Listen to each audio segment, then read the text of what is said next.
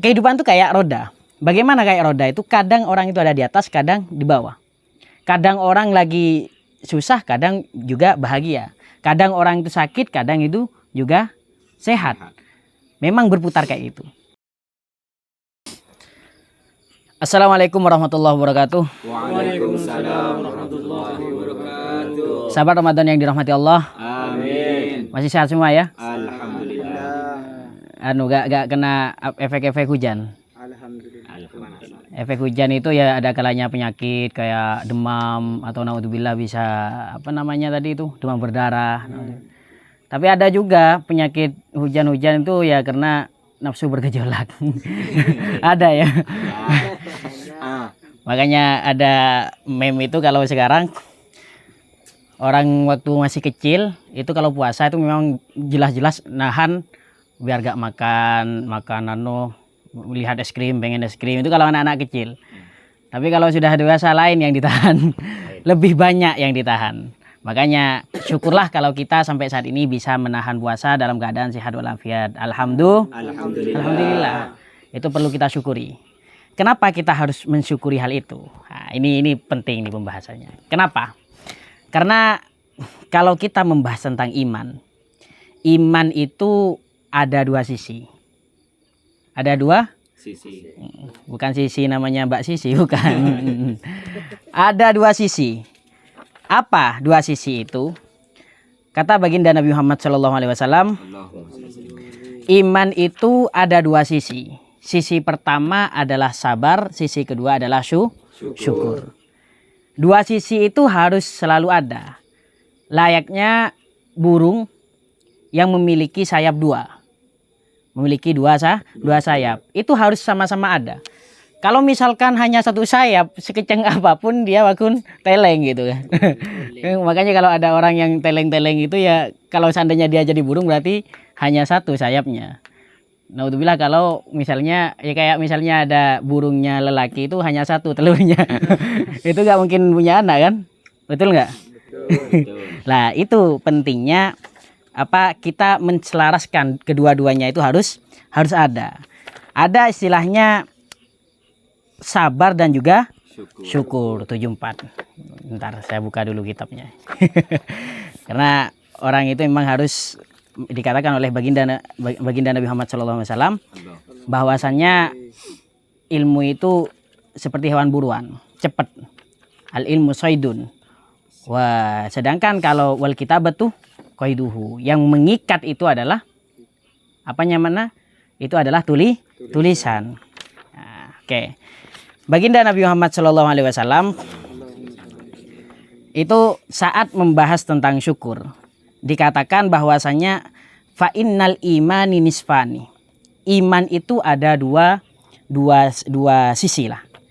Ada nisfu sabrin juga wa nisfu syukrin. Ada separuh kesabaran, ada juga separuh syukur. Jadi kenapa kok ada sabar, ada syukur? Nah, ini perlu kita teliti lagi. Manusia itu kehidupan itu sama seperti roda. Kadang di atas, kadang di bawah. Kalau di atas terus berarti itu gak jalan.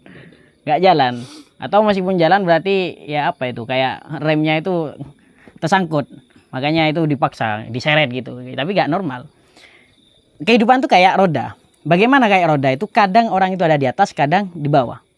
Kadang orang lagi susah, kadang juga bahagia. Kadang orang itu sakit, kadang itu juga sehat. Memang berputar kayak itu. Karena memang Allah Subhanahu wa taala itu menciptakan yang namanya kenikmatan dan juga menciptakan bala, maka kita harus bersabar ketika Allah Subhanahu wa taala memberikan bala kepada kita dan harus kita mensyukuri kalau kita sedang mendapatkan kenikmatan dari Allah Subhanahu wa taala. Kalau di Nadhaman Tauhid itu dijelaskan wa kun ala alaihi syakura wa kun ala balaihi sabura. Jadilah kamu kalau saat mendapatkan alaihi kenikmatan dari Allah Subhanahu wa taala syakura. Syakura itu ya syukur, kamu mensyukuri. Begini, makanya kalau syukur itu ketawa terus kan. Karena memang dari nama itu adalah doa. Kamu juga kalau punya anak harus dikasih nama yang baik. Karena haknya orang tua itu juga harus memberikan anaknya itu memberikan nama yang baik. Oh ini bagus, ini ada Arab-Arabnya, langsung dikasih misalnya. Siapa namanya Tony, panjangannya saya Tony. Itu bukan ya Arab sih. Ya, tapi kan gimana gitu. Ada juga orang namanya itu Evi. Sampai pernah saya cerpenkan di buku ini. Ini saya ketepatan entah kenapa saya bawa buku-bukunya saya itu. Ya, ini hanya sekedar informasi dan ini yang paling baru ini. Baru tadi malam yang terbit. Saya pernah cerpenkan di sini tentang ada orang namanya itu keren kayaknya, yaitu Evi. Nama panjangnya Evi Nihaya Farodisa. Evi Nihaya Farodisa. Ternyata coba kalau kita tulis Arab saja, tulis Arab. Ya tulisannya gimana? Evi Nihaya Farodisa. Bagaimana itu artinya? Apakah nanti nihaya kelak di akhirat nanti itu, kelak di puncak nanti ada Firdaus, ada surga. Itu adalah mengingkari kepada surga. Dari namanya saja dia sudah mengingkari kepada surga. Bagaimana? Afi nihaya farodisa. Apakah di dalam kelak di akhirat itu ada surga? Itu kan berarti mengingkari, atau bahkan kalau nggak mengingkari dia lagi ragu-ragu apakah kelak itu ada surga atau enggak. Padahal kita sebagaimana yang pernah disepil di episode sahabat Ramadan sebelum-sebelumnya, kita memang harus selalu ingat tentang kehidupan setelah kematian. Nah, kembali ke topik tadi, bahwasanya iman itu ada dua sisi, wakun ala alaihi syakura wakun ala belaihi soburo. Kalau kamu sedang mendapatkan nikmat dari Allah Subhanahu wa taala, kamu itu harus bersyukur. Celek terbalik. Salah ngeranying salah. Ya, tapi lah paling kalau ranying itu berarti dia agak ngantuk gitu aja. Daripada kayak anggu-anggu enggak tahu siapa saya gonggu. Lah makanya wakun ala alaihi syakuro. Kamu kalau mendapatkan nikmat dari Allah, kamu harus bersyukur. Bagaimana yang dimaksud bersyukur?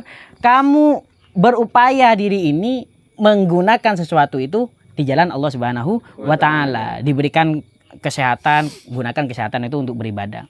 Diberikan misalnya skill, kamu bisa merangkai kata-kata. Gunakan merangkai kata-kata itu misalkan untuk ya status nikmah, buat buku, buat apa, bukan untuk menggombali cewek. Kalau bagi penulis-penulis itu gampang gombalin cewek. Apalagi sekarang kan sebenarnya orang gombal itu kan kadang copy paste yang nggak bermutu itu. Itu sebenarnya mudah. Yang cewek langsung kesemsem gitu. Padahal itu sebenarnya nggak bermutu. Nah, kalau bagi penulis itu sebenarnya mudah kayak gitu. Tapi kita kalau mensyukuri skill yang diberikan oleh Allah Subhanahu wa taala, torehkan itu kepada sesuatu yang bermanfaat. Kamu misalkan punya skill bisa sepeda motoran dengan hebat, bisa cepat, ya gunakan itu untuk membantu orang, bukan untuk balap-balapan gitu. Itu kan tinggalan. Karena kadang ada dua sisi, bahkan secara zahir itu kayak mirip, tapi dari hakikatnya itu sangat berbeda. Contoh, kamu lagi ke jauh sana, misalnya ke Malang. Kamu kan nggak kenal orang-orang Malang. Ada yang kenal sini. Pergaulannya agak sejauh itu ya. Sejauh ini itu yang paling jauh. Lah, saat di Malang kamu melihat ada muda-mudi berduaan. Coba. Menurut kamu itu yang dilakukan dosa apa pahala? Kan masih tanda tanya. Sama perilakunya, tapi apakah itu dia sudah nikah atau belum nikah? Ya kan? Sama persis. Dia gandengan tangan misalkan, dia begini. Tapi ya kalau belum nikah berarti dia dosanya luar biasa. Kalau misalkan dia setelah menikah, berarti dia karena dia mungkin idkhulus surur kepada istri dan lain sebagainya, pahalanya juga luar biasa. Makanya kata baginda Nabi Muhammad SAW di hadis arba'innya itu juga termasuk kebaikan, termasuk sedekah itu wa fi bud'i ahadikum sedekah. Di kemaluanmu itu ada sedekah juga. Sampai sahabat bertanya, apakah kemaluan itu juga bernilai pahala? Iya, kamu gak lihat kata baginda Nabi Muhammad SAW. Kalau kemaluan itu digunakan sesuatu yang diharamkan oleh Allah Subhanahu Wa Taala, maka dia mendapatkan dosa. Begitupun juga sebaliknya, kalau kamu menggunakan itu untuk sesuatu yang dihalalkan oleh Allah Subhanahu Wa Taala, maka bernilai pahala. perilakunya sama, secara fisik sama. Sama misalnya gandengan tangan, seharusnya kan sama. Tapi itu nilainya berbeda di dalamnya. Satunya itu mendapat pahala, satunya mendapat dosa. Tinggal kita pilih, kita milih dosanya atau milih pahalanya. Kan tinggal kita pilih itu. Sama kenikmatannya, sama apanya, sama semua. Tinggal kita pilih. Misalkan gini, contoh ini yang lebih dekat. Karena kalau urusan nikah kan nggak ada yang nikah ini. Memang terlalu jauh saya membahas ke sana. Ini kita sedang ingin buka usaha misalkan. Buka usaha itu ada yang diperbolehkan, ada yang usaha yang halal, ada usaha yang haram. Pertanyaan sekarang, yang usaha yang halal dan yang haram itu sama-sama menguras tenaga atau enggak? Sama menguras tenaga, pikiran, bahkan menguras dana untuk jadikan modal. Sama-sama itu. Letihnya sama, mungkin juga omsetnya juga sama. Tapi itu satunya bernilai pahala, satunya bernilai dosa. Pertanyaannya sekarang, kamu mau milih yang mana? Mau milih dosanya atau milih pahalanya? Kan kalau orang seharusnya menggunakan akalnya, orang menggunakan akal bersihnya, seharusnya dia memilih sesuatu yang dihalalkan oleh Allah Subhanahu wa taala sehingga dia mendapatkan pahala. Wong sama-sama letih. Pada ojengah kok milih sesuatu salang ojeng masuk neraka. Ojeng dukali, bener dukali neraka.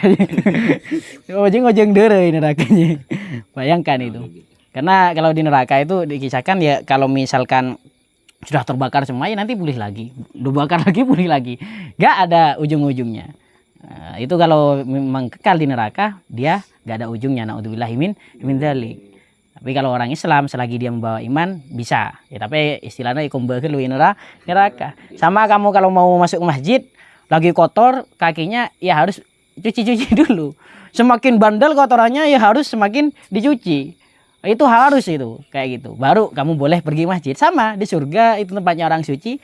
Kalau lagi kotor ya harus dicuci dulu kotorannya baru masuk ke surga. Nah, tinggal kita pilih apa kita mau yang cepet-cepet masuk ke surga itu atau yang belakangan ngiring kade. Iya, kalau ngiring kadenya itu kayak ulama. Ulama itu dikisahkan kalau masuk ke surga itu memang belakangan. Tapi belakangannya ulama bukan menuju neraka, enggak. Justru nyari umatnya, nyari pengikutnya. Mana santriku, mana ini. Karena saat mau masuk surga oleh malaikat dicegat. Kamu kan ulama. Enggak boleh langsung masuk, cari dulu santrinya gitu.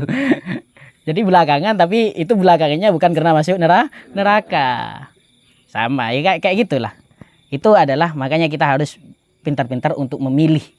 Pintar-pintar untuk memilih. Kamu kalau kepengen sesuatu, ternyata sesuatu itu diharamkan oleh Allah Subhanahu wa taala, mikir 2 kali. Ini ada sesuatu yang halal. Kita tinggal pilih yang halal saja. Oh, kebelet mau pacaran misalkan. Ini ada sesuatu yang halal. Kamu kalau memang kebelet ya nikah aja. Misalkan ini ada lowongan pekerjaan haram tapi ya tinggal pikir aja sebentar saja. Pikir ada sih sebenarnya pekerjaan yang letihnya ya sama, mungkin pemasukannya juga sama. Ya kita milih yang halal saja daripada milih yang itu. Nah, itu adalah kesabaran dan juga syukur. Kenapa kok orang itu ada sabar, ada syukur? Karena kayak kata tadi itu saat berputar kita memang tidak bisa selalu diri kita harus sehat selama 60 tahun, nggak bisa itu. Kecuali kalau kita punya titisan darahnya Fir'aun, itu memang nggak pernah sakit itu. Entah kalau donor darah dari Fir'aun mungkin nggak sakit juga. Nah, tapi kalau orang-orang biasa ya sakit. Misalnya kita harus menjaga diri kita harus selalu bahagia terus, selalu jember terus. Ya nggak bisa. Karena kata ulama memang ada 8 hal yang memang ke-8 atau 7 itu selalu ada di diri manusia. Sururun wa husnun, wajtimaun waftirokun, ada kumpul, ada pisah. Itu selalu ada itu. Makanya kita bukan berupaya untuk selalu jadi kaya, selalu jadi sehat, bukan itunya yang upaya. Tapi selalu taat kepada Allah Subhanahu wa taala apapun yang terjadi. Ya, makanya kalau di hadis arba'innya ittaqillah haitsuma kunta. Kamu harus bertakwa kepada Allah dimanapun kamu berada. Itu kalau di pondok pernah ada pertanyaan kayak ini. Ujian hadis, pertanyaannya kayak ini. Apa yang harus kamu lakukan saat berada di bulan? Kamu pergi ke bulan, apa yang harus dilakukan? Itu ujian hadis. Bingung semua yang jawab. Ternyata Jawabannya adalah bertakwa kepada Allah. Karena ittaqillah itu makun ya itu makunta. Bertakwalah kepada Allah dimanapun kamu berada, baik itu di bumi ataupun di bulan. Sama kamu itu bertakwanya itu ya jangan musim-musiman. Oh lagi misalnya ada orang yang kalau lagi jember dia bertakwa. Kalau lagi susah dia nentang kepada Allah Subhanahu wa taala. Ada juga yang sebaliknya, ketika dia melarat justru dia selalu ingat kepada Allah Subhanahu wa taala. Ketika dia misalkan lagi bahagia, dia lupa kepada Allah Subhanahu wa taala. Lah kita jangan jadi orang yang kayak gitu. Kita jadi orang yang meskipun hujan, kemarau, semuanya ingat kepada Allah Subhanahu wa taala. Saya sudah berdoa, tapi kok gak dikabulkan oleh Allah Subhanahu wa taala. Kita harus selalu husnudzon kepada Allah Subhanahu wa taala. Justru ada sebagian orang itu yang diterima doanya karena Allah Subhanahu wa taala itu bosan mendengar suaranya. Sama kamu misalnya lagi nongkrong enak-enak makan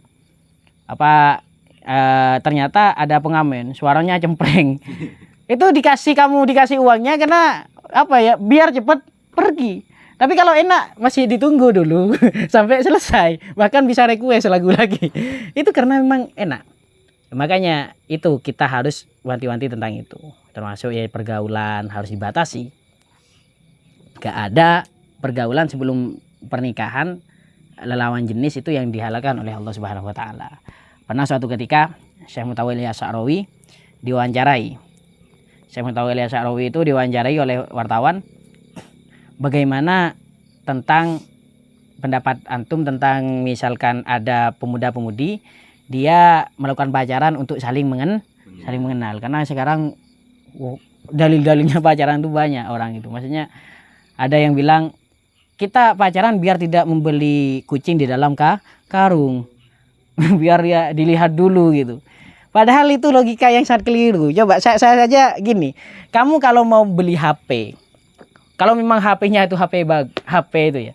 Masa kamu kalau pergi ke Konfulali sana itu mau beli HP dibuka semua bungkusnya. Gini.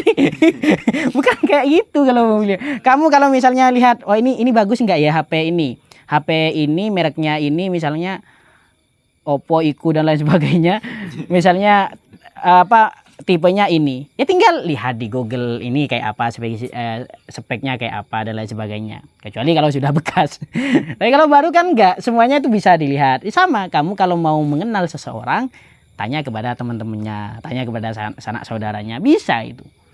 Kalau memang sama. Makanya saat diwawancarai Syekh Mutawalli Asy'arawi, jawaban beliau sangat cerdas. Ya itu mau mengenal atau mau saling mencoba gitu. Langsung gitu. Mau saling mengenal atau saling mencoba. Langsung kayak gitu. Tetap ngotot wartawannya itu. Enggak, meskipun ini hubungannya ini yang diridhoi oleh Allah Subhanahu wa taala. Tidak ada hubungan yang diridhoi oleh Allah Subhanahu wa taala sebelum pernikahan itu. Enggak misalkan kayak telepon, karena itu kan dulu masih enggak ada sosial media. Contohnya telepon. Ya iya.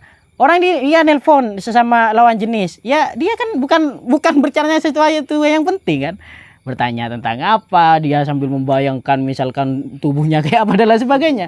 Itu berarti saling mencoba, bukan saling mengenal. Nah, makanya itu sama kalau kamu kayak mau beli HP, pergi ke konter atau bahkan ke pabriknya langsung dibuka satu persatu ya, dimarahin kalau kayak gitu. Bukan kayak gitu caranya. Bukan kayak gitu. Bukan kayak gitu. Sama mau beli jajan maksudnya dibuka dulu sebelum. Ya, nggak bisa kayak gitu. Nah, itu yang perlu diwaspadai. Makanya saya tidak sangat wanti-wanti dalam urusan kita dalam pergaulan. Karena kalau perempuan sebagaimana kata yang kemarin, magnetnya itu sangat kuat. Kita itu harus bisa memilah dan memilih perempuan yang memang taat, perempuan yang memang itu selalu bermaksiat kepada Allah Subhanahu wa taala. Semoga yang belum memiliki pasangan mendapatkan pasangan yang diridhoi oleh Allah Subhanahu wa taala. Yang sudah mendapat pasangan, semoga pasangannya itu menjadi pasangan yang sakinah mawaddah warahmah. Kalau misalkan ada kritikan, saran dan lain sebagainya bisa ditulis di kolom komentar. Dan kurang lebihnya mohon maaf. Ihdinas shiratal mustaqim. Assalamualaikum warahmatullahi wabarakatuh. Waalaikumsalam.